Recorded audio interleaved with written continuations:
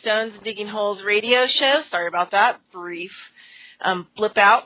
Anyway, I'm working on trying to get my my person on today, and so give me a couple minutes here. My guest is going to be Christopher Hobbs, who has written a lot of field guides here on the West Coast for herbal plants and identification, as well as a good teacher. So let me see if I can get his information on. Obviously, the Skype is not working with me today. Anyway, so Revolution Radio, we are 100% listener supported, and we need your support. We need your help to keep our network together and keep airing shows that are, that you like, that we are bringing to you.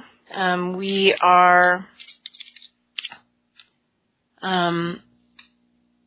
making a big transition right now with Revolution Radio, and we're trying to keep online. And so you wanted... Sorry, I'm trying to multitask here. So you can go to support us on the main website, which is Revolution Radio, freedomslips.com, and you can, let me write this down.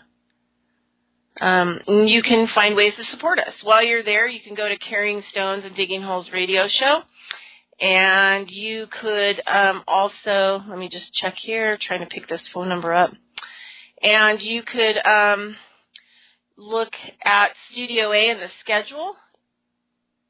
I'm trying to get the number right.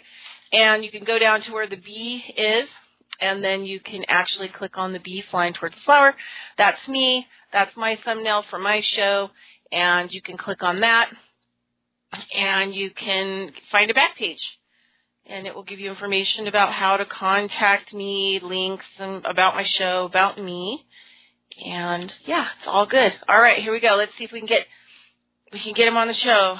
I tried multiple ways trying to get him on by phone, and it was not going well. So here we are. Let's see if he'll answer. And we'll see what's going on here, folks. All right. While we're waiting for Christopher Hobbs to come on, for him to answer the phone, we will just see how it's going. All right, now I'm going to also get in here. So again, you're listening to Carrying Stones and Digging Holes radio show, and I am working on getting Christopher Hobbs on. Looks like it's still ringing, hasn't given up, and you are listening to Revolution Radio, freedomslips.com. And so that's where we're at today. So today is a Saturday edition, and I also have a Wednesday edition. So Carrying Stones and Digging Holes is on Wednesday on Studio A at noon Eastern Standard Time to 2 p.m. Eastern Standard Time. Hi, you've reached Christopher's cell phone. Leave a message. I'll call you back. Thank you. Uh-oh. Hold on. At the tone, please record your message. When you've finished recording. Okay. So I have no idea what's going on. But we will give him a call in a few minutes. Let's just try one more time. So let's just add that real quick and keep trying. Also, you're listening to the Saturday edition, and I'm on 1 p.m. Eastern Standard Time to 3 p.m. Eastern Standard Time. And so hopefully my guests will show up. But, sometimes lately it seems like people are having a lot of personal emergencies, and things are going on, and, the world can be, pretty crazy. So anyway, we're just ringing him up again. We're just seeing if we can get a hold of him, and if we can't, then we'll just go on with the show. Hi, you've reached Christopher's cell phone. And, Leave a message. I'll call you back. Thank you. Sometimes, there's just crazy stuff that happens. Like, for example, I just found out some stuff today that at least I know it's not me. People like us that are on radio, that are bringing information that's important, we are kind of monitored. And so I recently found out, I can't figure out why my clientele is kind of not as good and robust, and why I'm having problems with communication with my online clients. And a friend of mine who is in India actually reported in, well, it looks like I'm going to have to run with the show myself.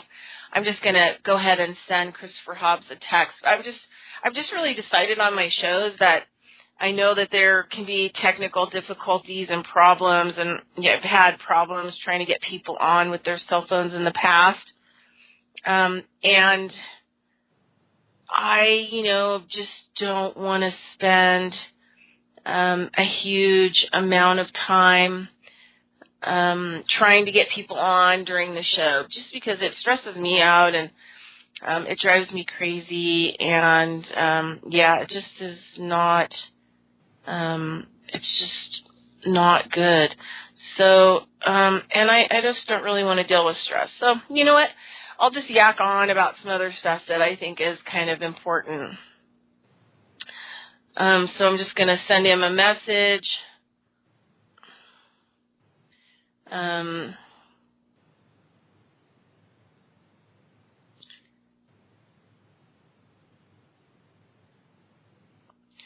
Okay, so anyway,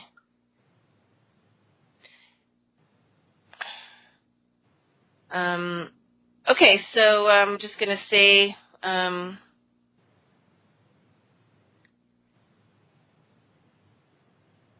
okay, so I'm just going to put on here, like we can rebook, called several times. So, these things happen, and, sometimes I think people decide that they have a change of mind.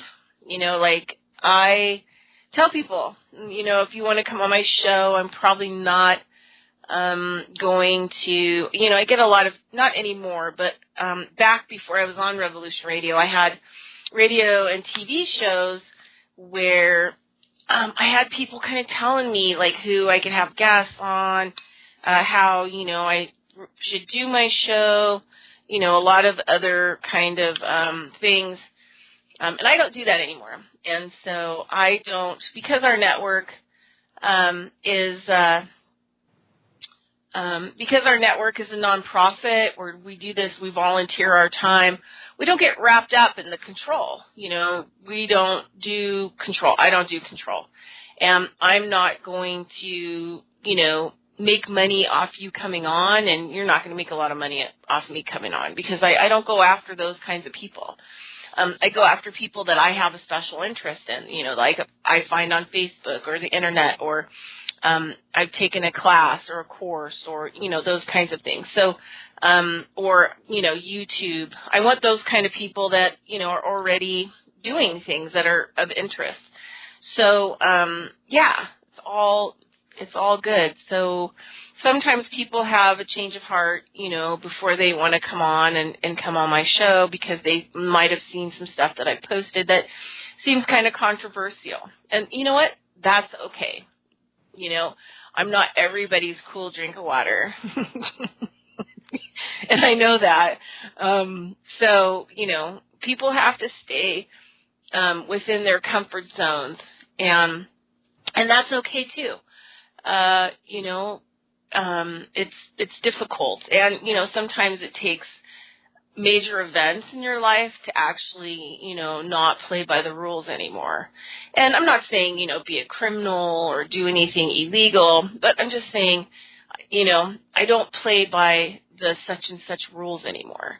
I have my own rule book that I play by, and it's called my heart, my integrity, my ethics, my morals, my values. And that's kind of what I live by. And so if people don't want to be my friend, and they don't want to play in the same sandbox with me because they think I'm stinky, then they don't have to play in the same sandbox with me. And it's okay. It's okay if I'm stinky to some people. Some people I smell really good.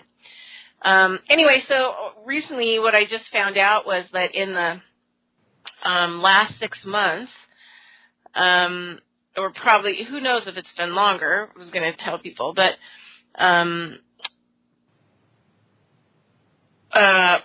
this morning I got an email confirmation about something that I've suspected for a while. I suspect that I'm being starved out of, clientele, whether it's online or in person or however it's going to work out. And I believe that they're, controlling my Skype, and they control my emails, and they control, even messages back and forth on Facebook, on Messenger, and lots of different mediums. And so I got a confirmation this morning. So a good friend of mine, he's white, he's older. I helped him move, get rid of all of his belongings when he was like 70 and make the commitment to go to India and finish his spiritual work with the Hare Krishna. And they're not like what we see in the United States, not like that at all. And he wanted to go back and study the Vedas and, finish his studying that he did when he was a young man. And then he kind of got out of it, and so he wanted to make sure that he felt right at the ending of his life. And so periodically he comes back to Reno, and we have some really great conversations about things because he views the world, similar to myself. And so he also has really great insight about the Vedas and about understandings and how, it's like, thousands and thousands of years of oral history that was finally written down. So, it's not perfect, but it's cleaner than, most kind of information that we actually get. And the Vedas are a huge library of all kinds of things that are, would be unbelievable to most people. But anyway, so he's working on, putting some stuff together so that he can come onto my show. And from India, so it'll be great to actually talk to him. Hopefully I can get him on several times because he is very interesting. He's going to bring some very interesting information. So anyway, we've been having an email thing. He sent me a thing about a guy who's going to be talking with a whole bunch of people about black box and black labeling, which, maybe I should bring up today. And my experience with that in medicine and also at the legislature here in Nevada, because it's very interesting about the control that they have over you and your medicines. And I think that it could be kind of shocking to some people. But this man is putting on a major event down by Las Vegas where he's having some guest speakers, and they're going to be talking on the antidepressants. And then I emailed him back and said, I totally know more than probably that guy does on this topic, the black box, black labeling, and antidepressants and other medicines, because I have, I'm in the alternative medicine, but I do totally different medicine than most anybody else that you will find in the United States. I am by far an anomaly, and I am self-educated, and I have CEUs and credits and, all these different kinds of apprenticeships that I've done, that I built my body of work on. And so I emailed him back, and he knows a lot about me. And I just said, I know a lot about the whole black box labeling and all this other stuff. So when he threw up that email to read my response on it, he said that the email vanished, and then it vanished out of the email box, and it was gone. And he emailed me back saying, hey, is there any way that you can send me your response back, because I didn't get to read it, and it's gone. It's all vanished off my email and my computer. And it was like just evident to me that this is what they're doing. So I probably have lots of people who are contacting me to make appointments with me, and I don't get them. And if I respond to somebody, I always wonder why people go by the wayside. Why something will happen and I don't have communication with the client. And this was the main reason that I got rid of the cell phone. This is the main reason that in 2008 I got rid of my cell phone. Back then, I was paying a huge amount of money for business and be able to contact people state to state. And it was huge. It was like $400 a month or something like that through AT&T. And then I had this period where I had no calls and I had no messages. And I remember I was like at the grocery store, and I ran into a client of mine who was a great client of mine. And she said, hey, I haven't seen you in like 5 years, but she said 3 months ago I started calling you and leaving you messages, and I just wondered why you never got back to me. And I was like, well, because I never got those messages. So I started this really long inquiry, because I'm kind of a pit bull that grabs onto things and doesn't let go until I know what the answer is, just how I am. I don't care where I have to go, what tunnel I have to go down, if I have to take a lantern, whatever's going to happen, camping gear, whatever else. But, I'm tenacious, and that's just how I am. The truth matters to me. And people say it's because I have, 5 placements stellium in Sag at the bottom of my chart. So in the 3rd house and into the 4th house. So that 3rd house makes me want to know even more than being a Sag and wanting to know. So, yeah, I will go to the end of the earth to find the truth. So anyway, during this thing with AT&T, I kept calling them and saying, because I had been starved out. And it was during the time frame where my business partner was murdered by the Justice Department, the Bushes, all these people. And so it was during the same period of time. I also had people videotaping, like, the front of the place where I lived. I had to find my parrot a new home after 14 years because she had post-traumatic stress disorder because people were breaking into my house. So I kept moving to different locations and was finding the same thing, that didn't matter if I was paying for an expensive place to live with a gate or I was living in the hood, that, I was coming home and my door was unlocked or the door was open a few inches or, their electronics would start buzzing in my house in the middle of the night trying to find it. I was living at this really kind of high-scale gated community for a while just because of everything that was going on with my business partner that had a gate, and that was actually the place that was the worst as far as, whatever they had installed, listening devices or whatever else, and I don't know if their devices were just not compatible or they weren't good or what was going on, but they would like buzz, like high-pitched frequency stuff in the middle of the night and everything else. And so I ended up having to get a maintenance guy over there, and he couldn't figure out what was going on. And then so I said to him, do you think that there's a possibility that blah, blah, blah, blah, blah, that I'm being spied on? And he said, I don't know.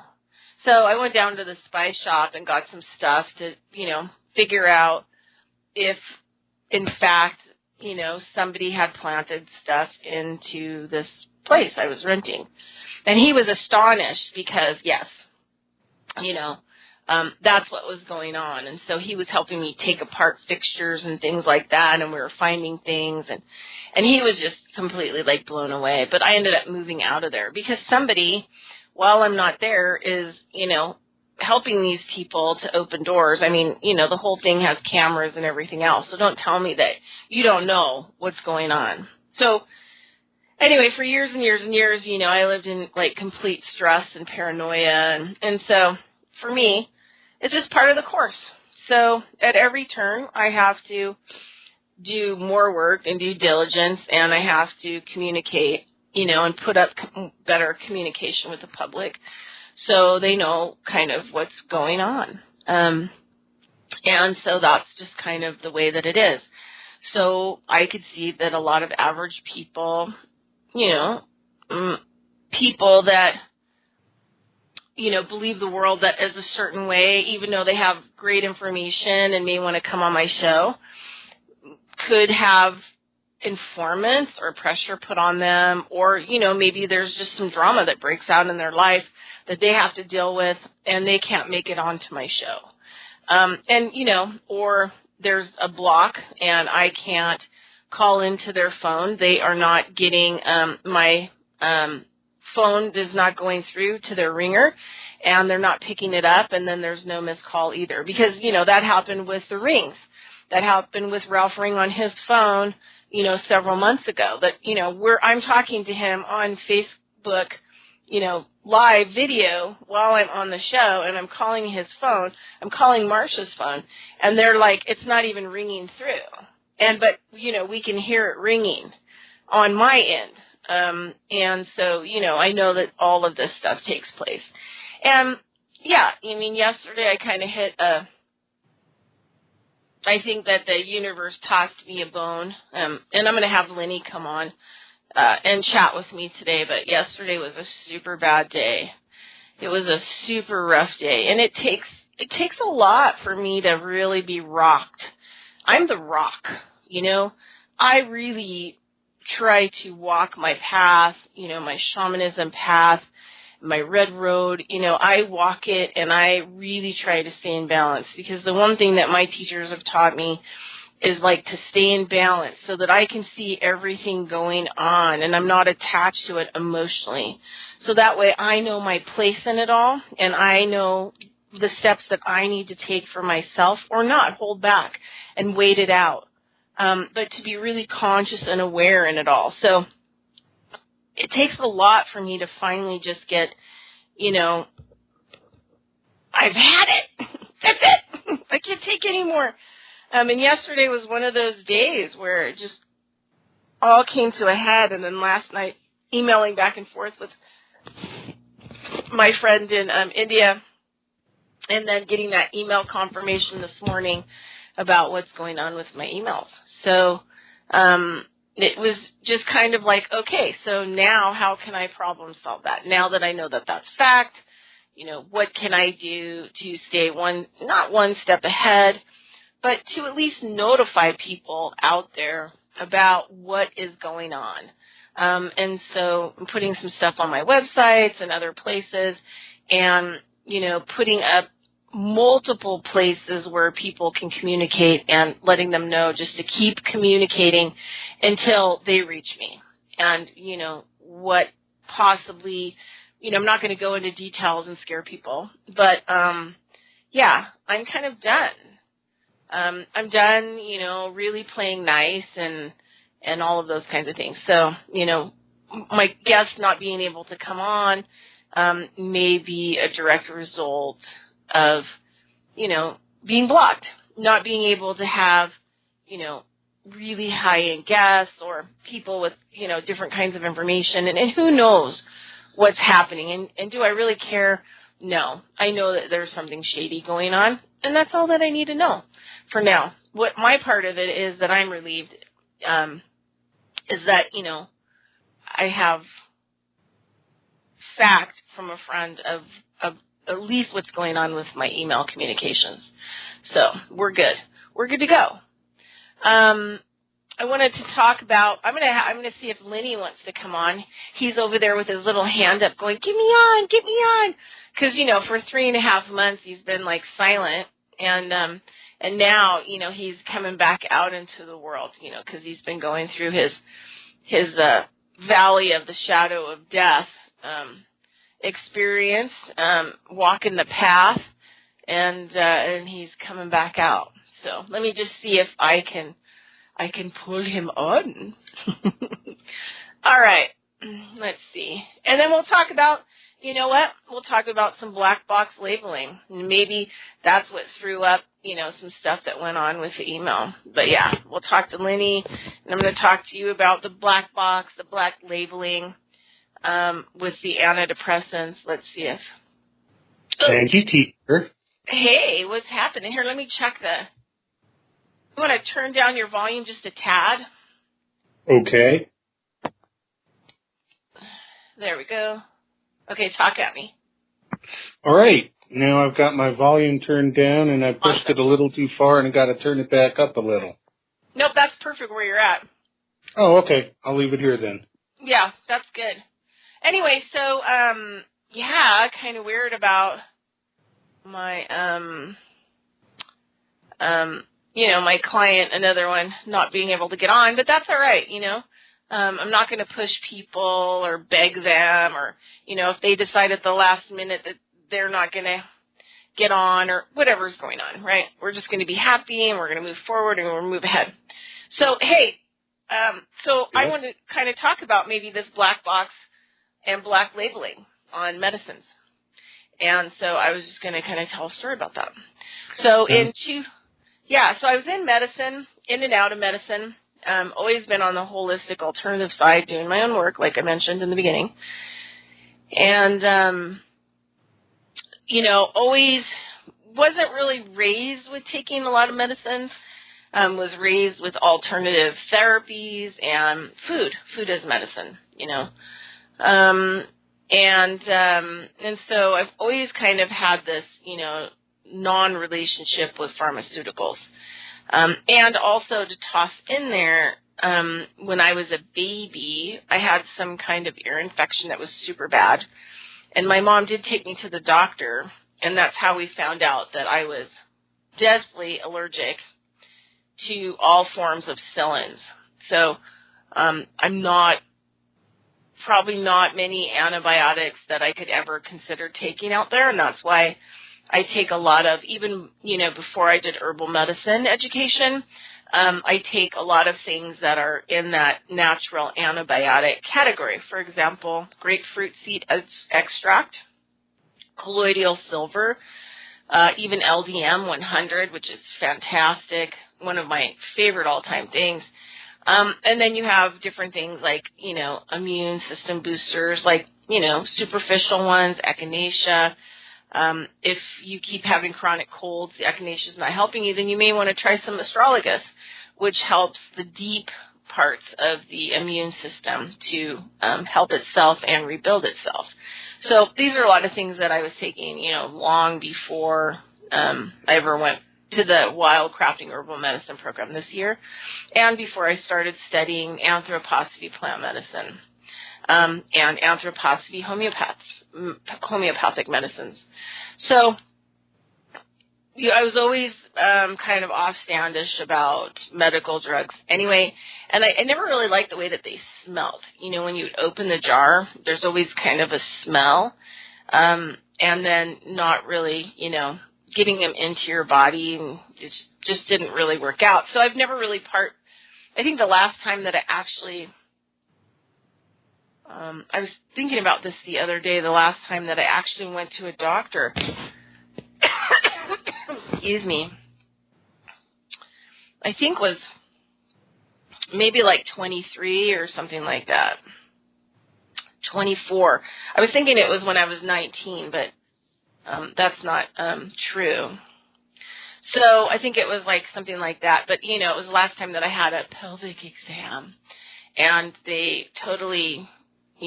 harmed the things in my pelvis, and so I decided not to go back. And later on, 20 years later, I had to go to Harvey Beagleson, which was one of the top, had been a doctor for 50 years, was totally alternative, resigned his medical licenses, and was one of the top black field hematologists in the nation as far as reading blood. And he saw the adhesion that still was unhealed on my uterus from the devices that they used to actually extract cells to, test me for cancer or whatever else. And so I was glad that I never went back. And I'm 50, we'll never have a mammogram. It just, once you start doing these kinds of things, they kill you slowly. I mean, it's part of the process. So it was in 2009. And January 2009, I got evicted by one of the boards in Nevada by threat from a wellness center by these people threatening my landlord, who I had a contract with, that they were going to fine her $1,000 a day until I was out. So she asked me to leave in 24 hours. And it was over nothing. They were trying to enforce a bill that hadn't even been heard at the legislature, let alone even passed. It was like the Complementary Medicine Act. And, oh, gosh, it sounds so great. But it wasn't. it would have eradicated anything in the state of Nevada that was alternative, and that if you wanted a supplement or you wanted a massage, you would have had to go to your doctor and get a prescription for it. And then you would have to go to the prescribed people that, the doctor prescribed you to get those things. But I didn't know this was going on, and so, I was a pit bull trying to figure out what was going on and, leading down the path, and then it came down to this bill. And I fought it. Not only did I fight it, turned out I was a great activist, and it didn't even leave the committee that it was in. And I worked with 7 other citizen lobbyists that were older, much older. They all were very conservative from, religion organizations, Mormon, Catholics. They all had one thing in common about this bill is that they wanted real complementary medicine. They wanted alternative medicine. And this bill would have eradicated it. Well, during the 2009, we had so many, I tell people, I went from being a conspiracist to a factualist because all of the, conspiracies that I knew about, that I'd been privy to for years and years and years, since I was 23 when I worked with our Lakota Sioux medicine woman who had been previously kidnapped by NASA and who was somebody who I studied with doing energy medicine. But all these things were in bills in 2009 in the state of Nevada. We had Real ID, and Real ID in the bill wanted to chip babies at the hospital here in Nevada without parent consent, went that far. Then we had the ASFAT bill that we called it, where we had plastic surgery. They wanted to put up plastic surgery centers in Nevada where they would extract people's fat and then they would hold it for you, for stem cell and stuff like that. Well, your cells are as old as whenever that fat was taken out. You're taking out your own stem cells when you're old, while you're having plastic surgery. Plus, in this bill, it had the USDA had, way more guidelines on dealing with slaughtered animals and, hazmat meat, meat that potentially can be a hazmat problem, biological waste.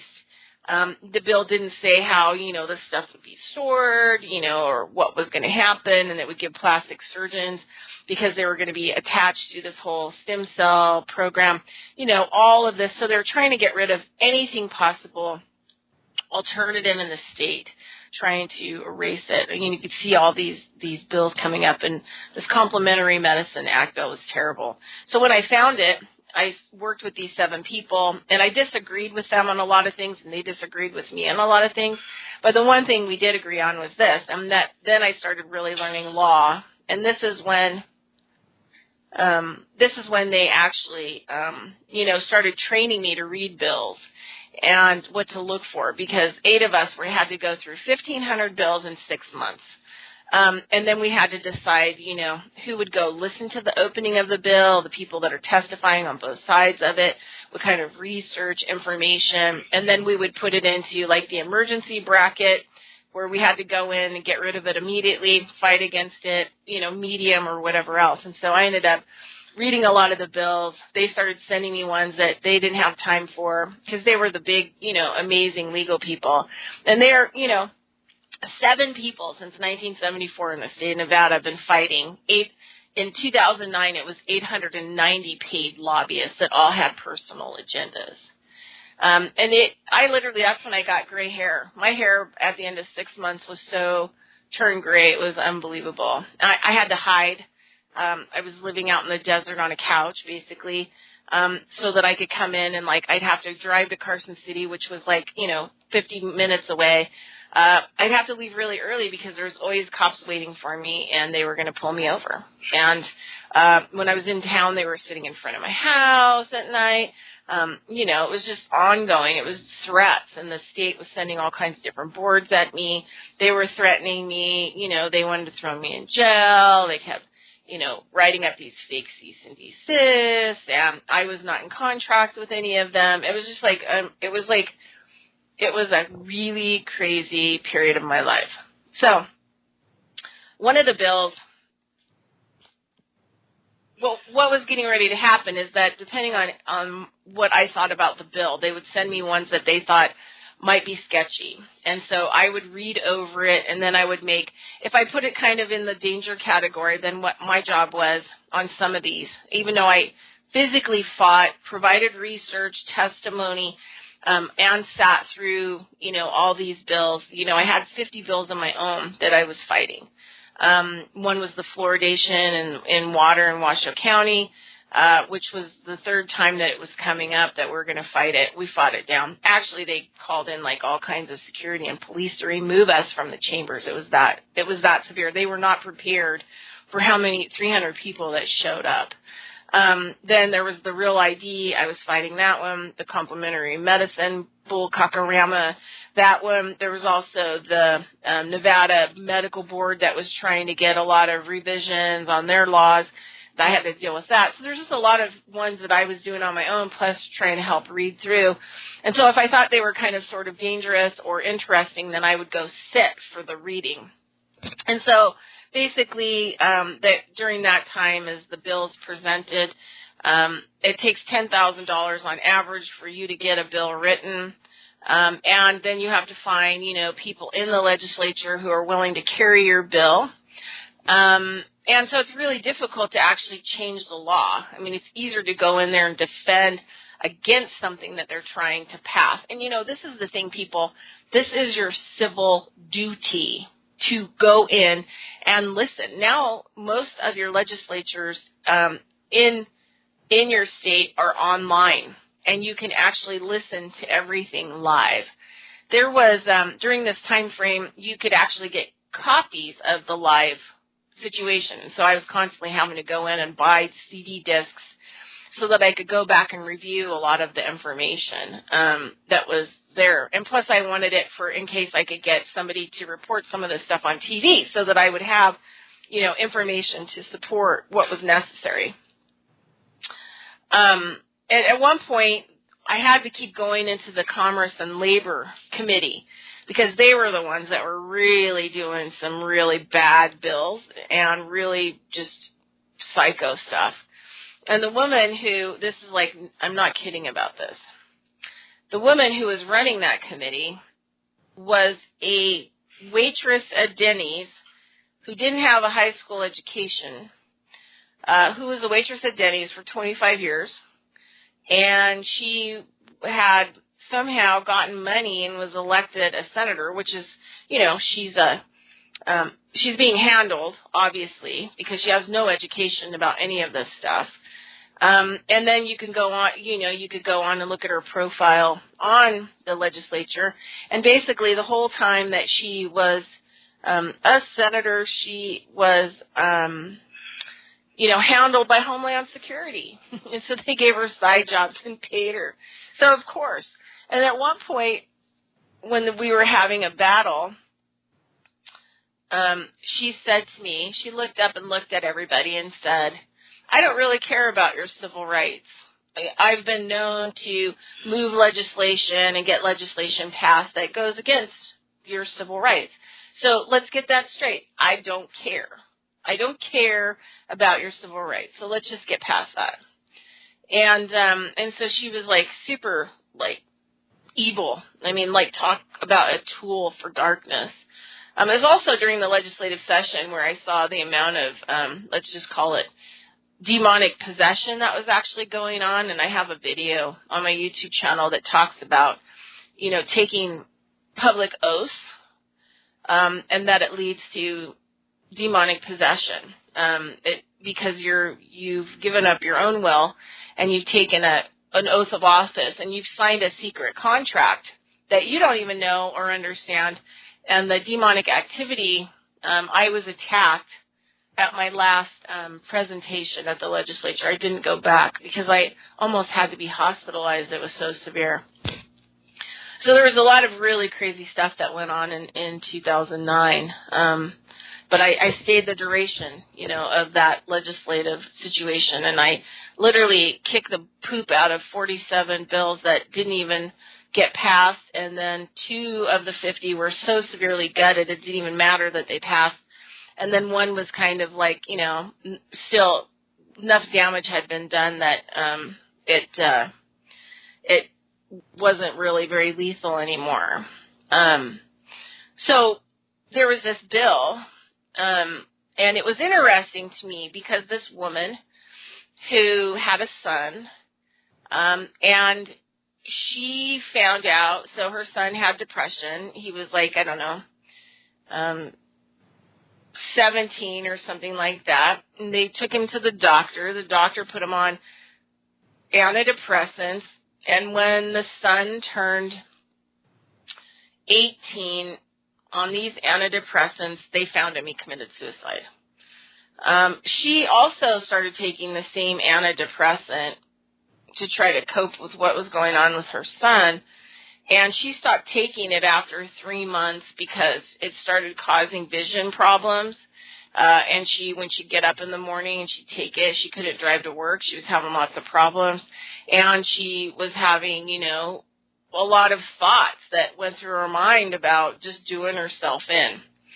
So she ended up, after her son died, she started going down rabbit holes and asking people information and writing FOIAs and getting help and getting an attorney and trying to navigate her way to figure out how the antidepressants that were supposed to help her son,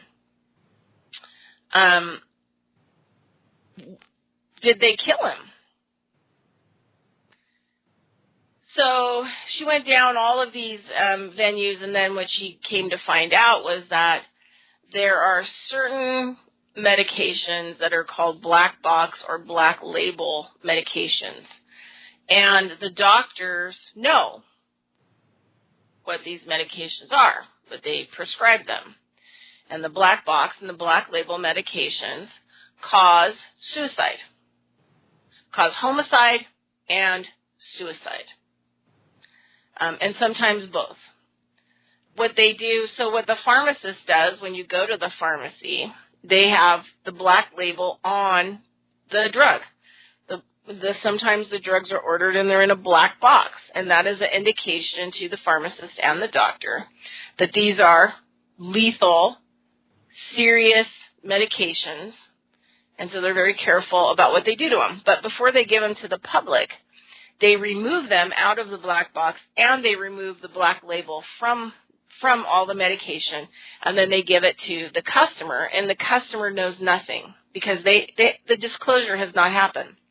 And I found out all this during the initial opening of the bill, and then her testifying why she paid $10,000, and this is not a woman who was wealthy, but she didn't want any other people to die or to commit homicide or to commit suicide, and the families that would have to deal with it. So this is what unraveled during this conversation. And so she presented the bill. It was presented into the assembly, and she was talking about her story and what had happened and how she put the money together to write this bill and get a bill writer, and then 2 senators to carry it, and that it was being heard for the first time. And so there's different people testifying. Opening conversation about the bill, research, testimony, blah, blah, blah, blah, blah, the bill. Anyway, the thing that was really astonishing about the whole thing is that none of them would come clean. She had to get an attorney for them to actually come clean. And that the doctors knew, hospitals know, pharmacists know, all these people know about the black label and the black box, but they do not allow the public to know the information or data that, probably the person has a 99% of taking these and committing suicide, has a 99% chance of going so far off the rails of killing other people, so far off the rails of, mental disorder, physical disorder in their internal processes. And so she was horrified when she started finding out all this stuff because her doctor was involved in killing her son. The pharmacist was involved in killing her son. She was involved in killing her son. She just totally broke down, during the whole thing and was completely hysterical. None of the legislative members cared.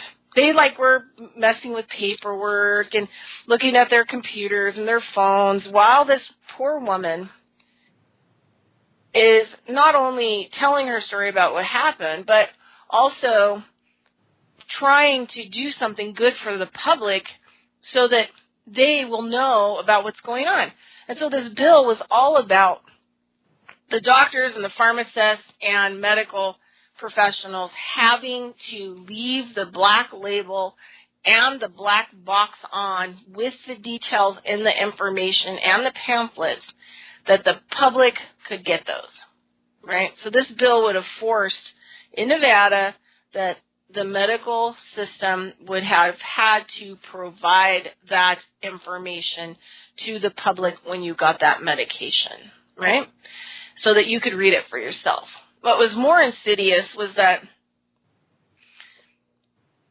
the woman kept, calling the doctor and talking to the doctor about it. Like, is it the medication or whatever else? And the doctor just kept saying, just keep him on the medication. It's going to be fine. It's not going to be a big deal. And so they didn't worry. They didn't watch. She didn't watch her son, even though this medication's on the counter. It doesn't say we'll commit suicide on it. It doesn't say, we'll take your own life, which it should. And so she wasn't worried. And then after she found out about the black labeling on the drugs that her son took, that not only should the family should have been informed so that they could have helped to monitor him about what was going to happen to him, right? And then when he got to that threatening point that they would know because they had been properly informed. And what they said was because of the HEPA, the client-patient confidentiality, was that they couldn't give you that information anyway, inform your family, even if you were living with your family, because it was none of your family's business. Which is even more horrific. So your son's 17 years old. He's taking a black label medicine. He has a 99% chance of committing homicide, and he has a 99% chance of committing suicide on that medication. But you, as his mother, are not privy to that information. Not privy to it. So you can watch and monitor your own son. So anyway, I have to tell you, that's not even the worst part of this whole testimony that unfolded. So the assembly, once they read the bill, then they have the assembly, whatever, committee that you're in has to decide to move it on, right, so that it actually can go through the legislative process so that it can become a bill, which becomes law, or, not really law, public policy. This is the thing that we have to also realize is, all these laws, these, commercial codes, all these different things that we think are laws that we have to obey by, they're public policy. They're not law. And that's why they go against, constitution, traditional constitutional type work. And that's why they're called, NRS codes. In Nevada, it's Nevada, NRS. It goes underneath that, and people think that that's law, and it's not law. It's a code that, is public policy. So these people are creating, rules of public policy. They're not creating rules that govern you. The only reason that they govern you is because you're stupid and ignorant and don't understand the law and what they're doing. And so then, we have these kinds of, situations where the public is zero informed about anything.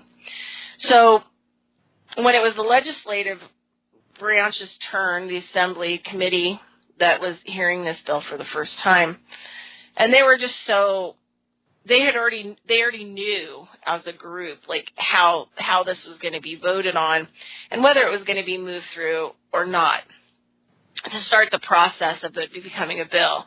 I'm a bill on Capitol Hill. What was that? School Time Rock talks about the process of how this works. And that's old school because that's what I got to see on the TV.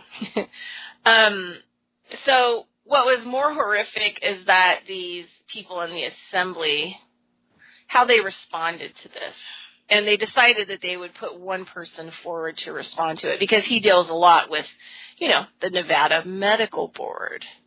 And so, he was taken aside by Homeland Security, the pharmaceutical lobbyists, the medical lobbyists, probably even federal lobbyists, and said, this is how you're going to play this, right? We do not want this information in the public any way, shape, or form, and we are not going to be giving the public any of the black labels, and nor even the pamphlets on this medication, because,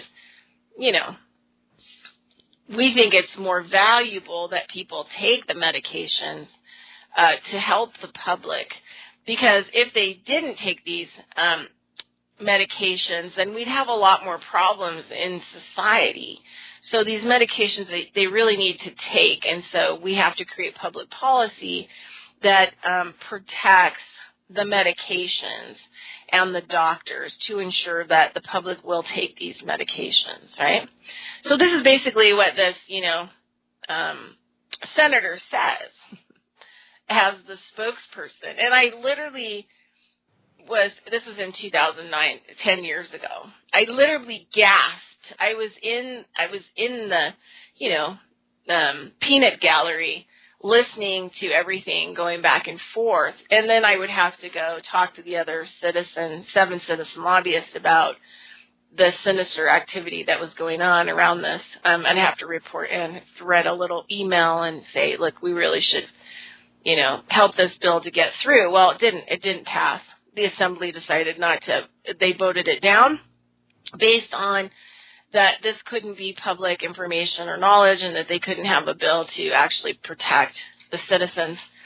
And it was just like it was pretty frightening. But the thing is, since 2009, I've tried to talk about some of this stuff, and a lot of people don't even want to go there. They don't even want to have these kinds of topics of conversation.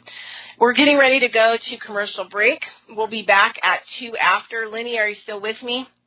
We'll have Lenny talk. Yeah, we'll have a talk. We'll let Lenny talk when we come back. Anyway, listening, Carrying Stones and Digging Holes radio show, Saturday edition. We're muting out. We'll be back at 2 after for the second hour.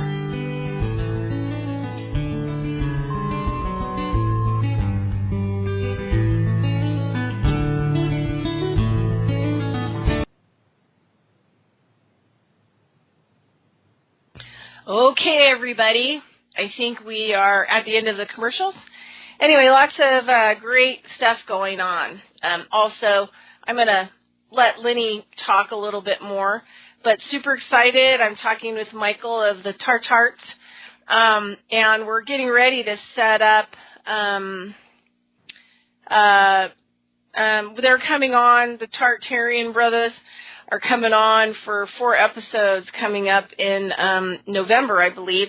And because it's audio only, so I'm talking to Michael right now on Skype, but because it's audio only, everybody wants to showcase these ancient maps that he's finding and that he's getting sent, and how he's putting all this information together. He's become the librarian of all ancient maps to kind of show people and show proof about what they're talking about, and also provide a library of information so people can do their own self-studying. Anyway, there were several people, including Lenny, who put the pressure on me that I needed to somehow figure out how to create some actual visual videos so that they can show the maps and talk about them, and then do, before, and then put those up and then do the show, and so on audio. And so what I decided to do was that I'm reaching out to them to see if we can't do like a Skype record or a Zoom record visual. I can put that up onto my YouTube channel, and then we can keep telling people to go to the YouTube channel. I can use those links to link up to the shows so that people can, get that information, because it's super important. So anyway, he's super excited. Michael seems pretty excited about that. So he's pretty busy. and so we're all good. So yeah, so that's what's going on. Okay, Lenny. So what do you think about the black box labeling? I think that part of the black box labeling also is that the corporations have renamed things so that you can't read a label and actually know what's in it. And there's a lot of words that they say that don't make any sense. They're not the names of chemical compounds. They're not the names of attributes of it. They're just words that are made up or slung together in a form like natural flavoring. What is natural flavoring?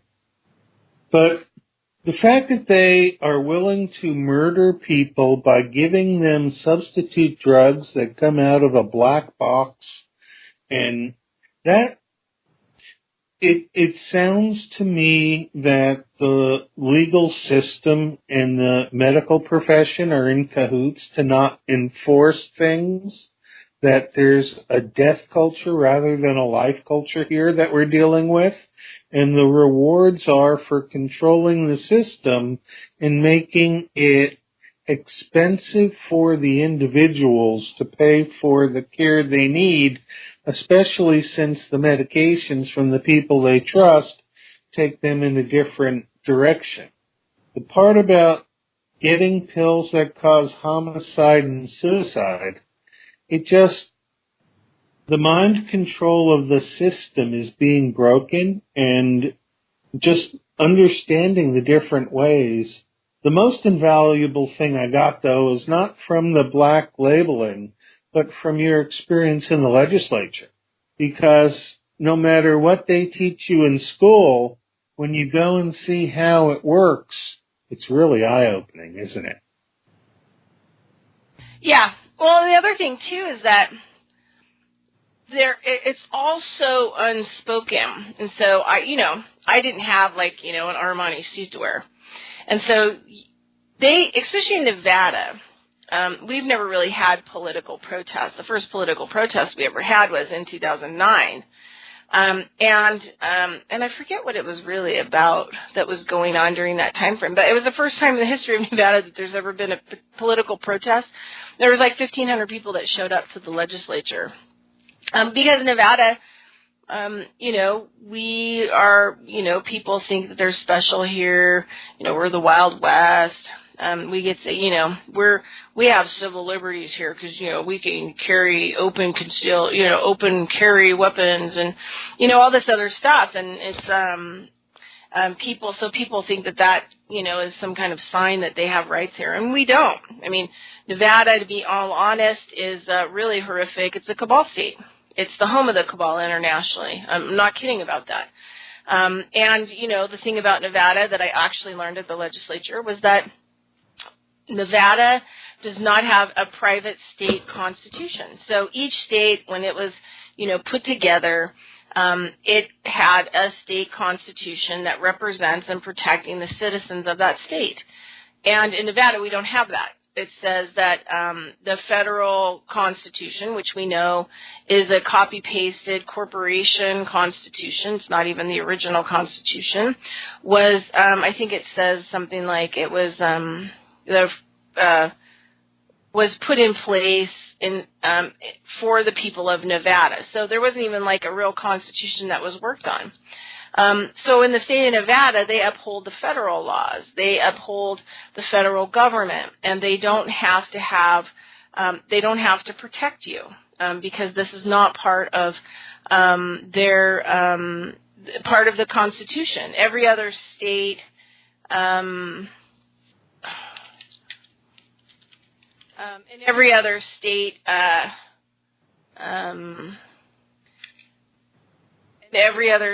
is has a separate constitution in which all their political people they have to at least try to attempt to help the citizens. In Nevada, they don't have to do that. And it turns out that what I found out from, people in the underground is that Lincoln sold the pink slip for the state of Nevada for the Civil War debt. to the federal government. So Nevada is not a free state. So they never are used to seeing people other than these 7 people from these legal families that have been around in the legislature battling against everything since 1974. They're not used to seeing other civilians up there. So when I started showing up, it became super confrontational. And then when I was lining up groups of people to talk about what was going on up there, especially around, complementary medicine and all, to the massage therapist and nutritionist and all these other people who are out of the box in the state of Nevada, I had people infiltrating my meetings and trying to take over my meetings and make me look really, terrible and bad. And they could tell that I didn't fit in because I didn't dress like them. That was the mind-blowing thing. It's like, at one point, I thought having to go up there, every day for 6 months, I was astonished. It's like everybody has all the lobbyists, the paid lobbyists, all the sharks, I call them, would all have a gray suit with a pink tie or a pink shirt underneath if they were a woman. And it's like I thought to myself, do they email each other and color coordinate? I mean, it's like they know if you're an outsider or not because there's this level of nonverbal communication that they have. It just was shocking. It was brutal. It was brutal, and it really taught me how to stand my ground and how not to back down and how to provide research. And they would change the rules all the time. Like I could bring my research in and put it in an hour before the testimony on the bill was going to start. Then they changed it to, I had to drive, once they found out I lived in Reno, then I have to drive all the way down 24 hours before. Then they started talking about 7 days before. Then they'd start changing the dates that they were doing these hearings on certain bills, and then it would be unannounced. So I'd literally have to go up there every day and stand around, and then people would say, oh, they're hearing this bill right now over in that room, and I'd have to run over there and try to submit my research and then testify. I mean, it was unbelievable. And at one point, the chairman of the Committee of the Commerce and Labor, Denny waitress, her secretary actually called me by phone and said, please stop contacting us. Please stop bringing us, documentation and research because we're shredding it, we're not accepting it, and we're not going to communicate with you anymore, which is their civil duty, to communicate with me. Anyway, go ahead, Lenny. It sounds to me like they're playing on the marionette strings of any unpaid volunteer to make it costly and time expensive to have them actually show up and participate in the legislative process. And a lot of people might be well served by going and attending one of their county commissioner meetings or a court case in the judicial house of things where they can see how it actually works with the jury and the judge and that. Because once you've gone and visited the government in action, you no longer can believe the theory of what they taught you of how it works in schools. And so I think a lot of people just don't understand the depth of which we've been misinformed about how things actually work and who has influence over the legislature. Yeah, well, I mean, they're not afraid of you anymore. I read books, and about how crazy it would have been, how crazy it would have been to have been like an early politician. For example, Abraham Lincoln, I'm not saying any of these people were good, bad, or indifferent or perfect. I'm not talking about them politically. Yeah. But what I am saying is that, it records that, Lincoln, before the White House was built, that, Lincoln lived in his own little average house, or whoever the politicians were. They lived in their own little house. They didn't have fortresses. They didn't have cameras. They didn't have bodyguards. I mean, these people, if the public didn't like what they were doing, the public could just murder them. Or in a lot of cases, I read that the public would just burn down their property in their house. So that's one way of dealing with a legislator you don't like, I suppose. Yes. But think about, how different it's going to, be. So, hold on, Mike's trying to talk to me here.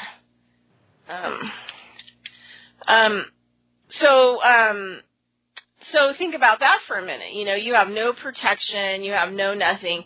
So these people, they're in these fortresses, they're in these compounds, and all of this other stuff.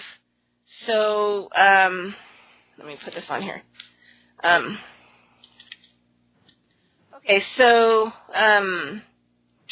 anyway, Mike's trying to figure out what the time would be to do these videos, so yeah.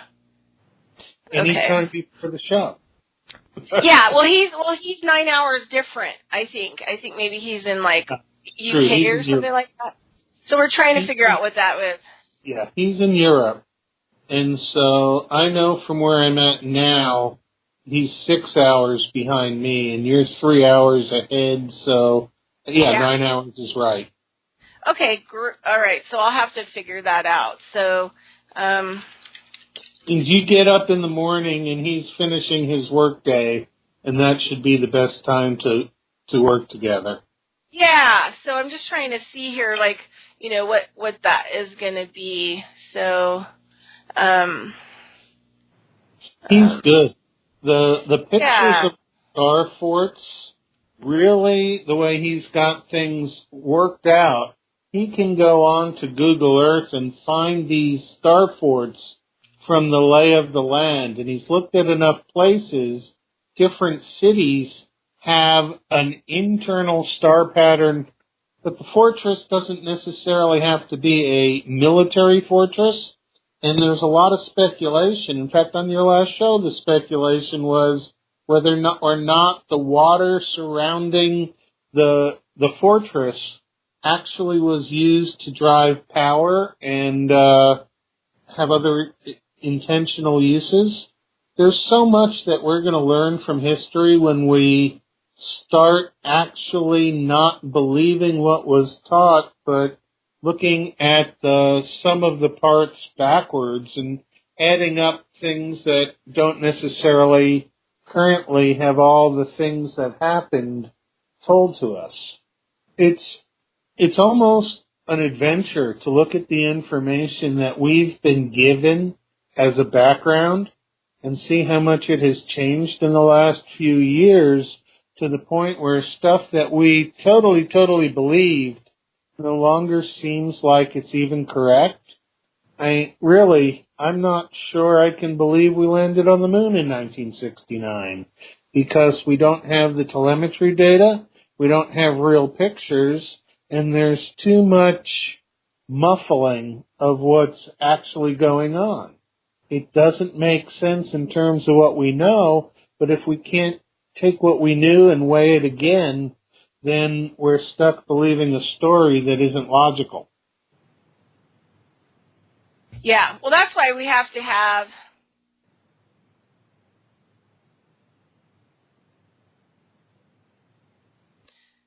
okay. Explain.